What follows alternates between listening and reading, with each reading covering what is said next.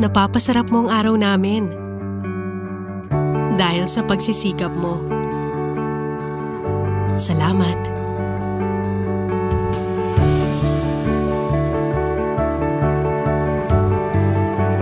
Napapasaya mo ang nagpapasaya sa akin.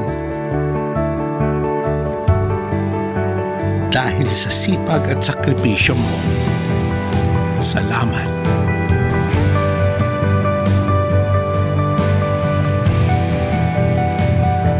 Nakakaraos kami dahil sa pagtitiyaga mo.